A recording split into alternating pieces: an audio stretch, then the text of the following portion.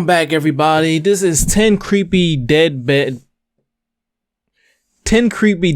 confessions. This is Watch Mojo's video.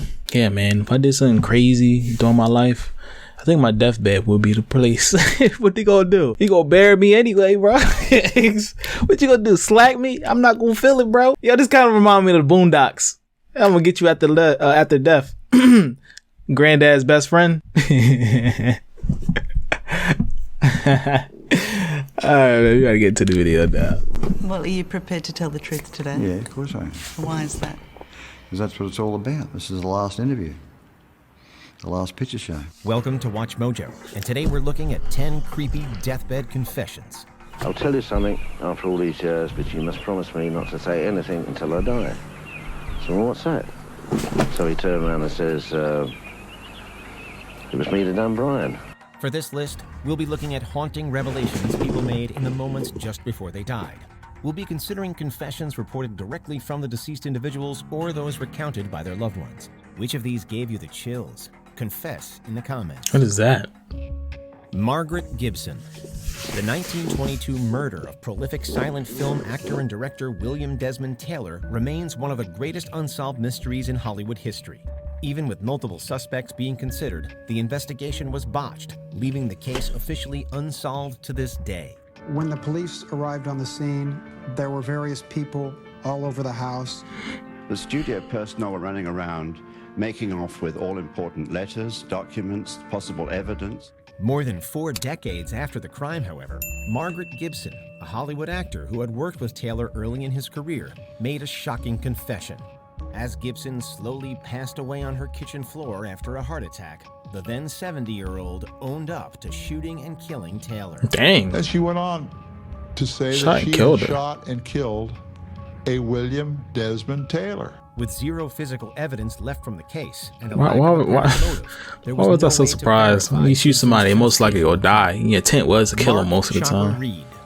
One of Shoot the most and die. notorious criminals Shoot to and ever kill. come out of Australia, Mark Chopper Reed lived a large chunk of his adult life in prison. Through his stage shows, his books, and a very successful feature film, he became Australia's He definitely favourite not crook. SoundCloud But rapper. for all the mythology around Chopper, Got no neck the tat. truth is, what he did in his lifetime was monstrous.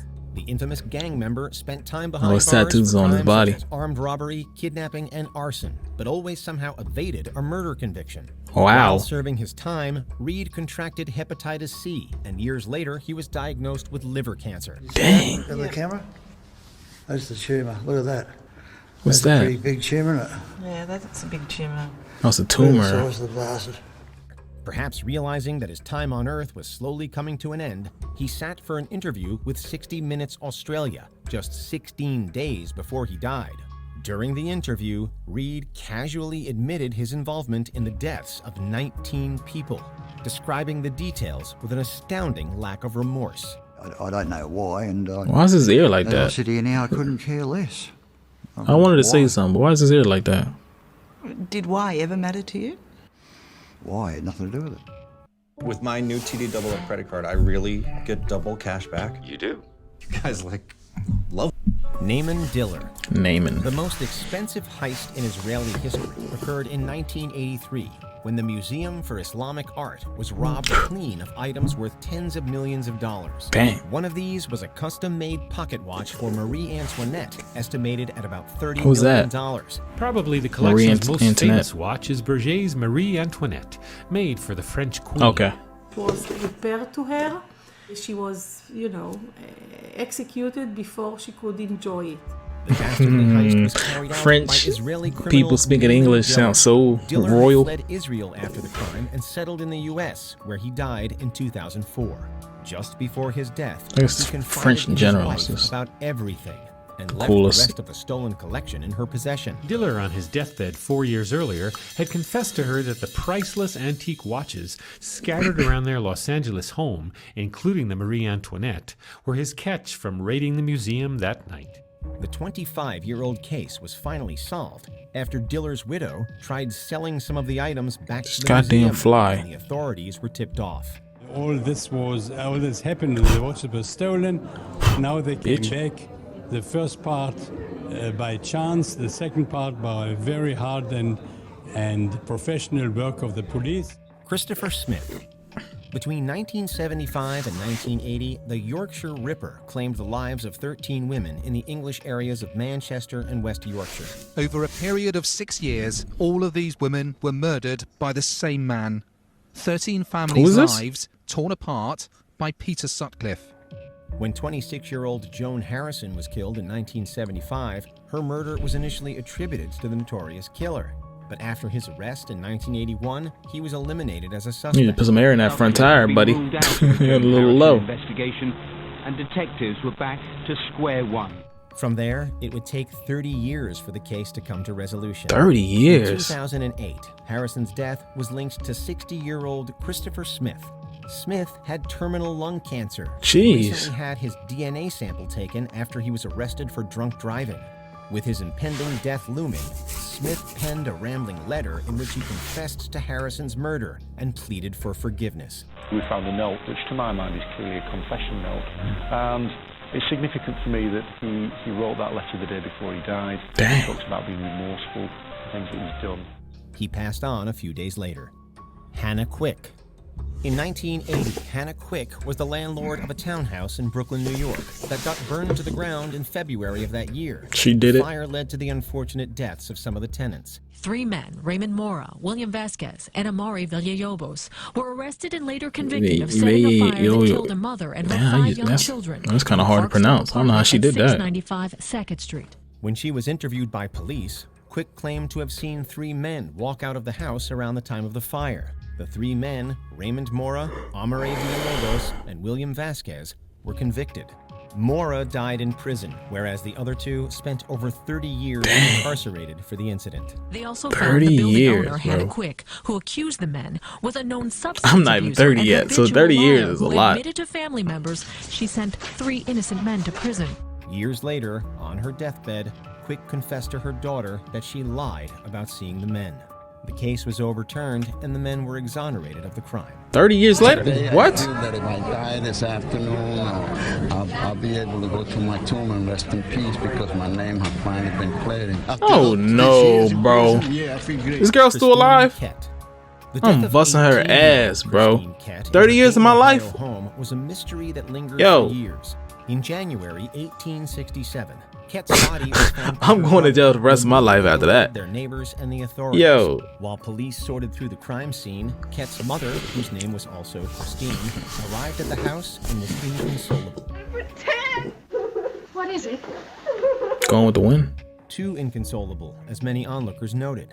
The case remained unsolved until years later when Mrs. Kett became sick and was at the point of death. On her deathbed, she admitted to killing Christine in a fit of rage. Dang. What was she mad about, though? Yell all you want, and there's nobody to hear. Mrs. Kett swore her son to secrecy until his own time came, but after her death, he notified the police.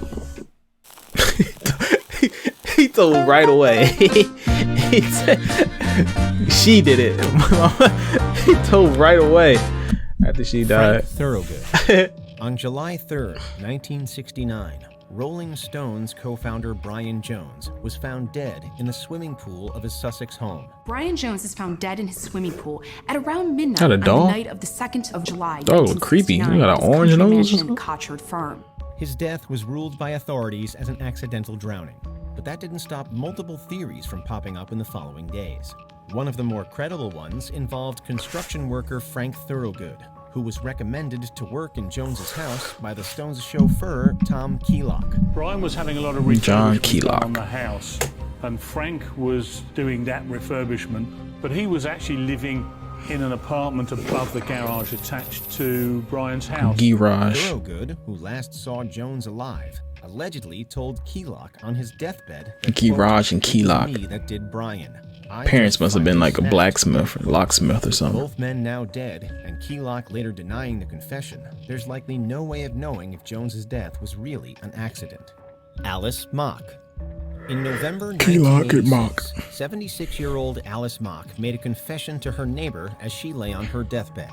Mock recounted that in 1975, a false allegation she made sentenced a man to jail for 15 years. Okay. The man, Wayman Camille Jr., stayed over at Mock's apartment after a drunken night out. Mock robbed Camille when he passed out. Damn. Then she cried out for help, alleging that he had robbed and assaulted her. She claims to have been afraid Camille would find out about the theft. Mock's confession exonerated Camille, who was released after spending 12 years of his 15-year sentence. 12 years, Geraldine man. Kelly. Geraldine Kelly Jail lived with her is husband John crazy in amount of Ventura, time. California, where they worked as COVID. hotel managers. In 1992, Oh, they got that. They just got that. I was like, what? COVID in 2004? Killed in a car accident. With no reason to question her story, they accepted it. It wasn't until Kelly was dying of cancer in 2004 that the truth was revealed. On her deathbed, Kelly confessed that she had killed John, reportedly because he was violent towards her. She kept his body in a storage unit and even shipped it along with her when she moved from California to Massachusetts. Shit, that across country? God. The entire situation as, quote, very bizarre. And frankly, we couldn't agree more. Before we continue, Ted Bundy or Zac Efron, you be the determinator. All right, man. Thank y'all for watching the video. If y'all like that and y'all have some more suggestions, top 10 creepy deathbed videos. What's some things y'all won't confess to y'all parents, let alone on your deathbed, man? Jeez, man. But yeah, this is A.Ruggamuffin. Like, comment, subscribe to the channel, this channel, and the gaming channel. I am the most active on these two channels. And this is your boy and my God.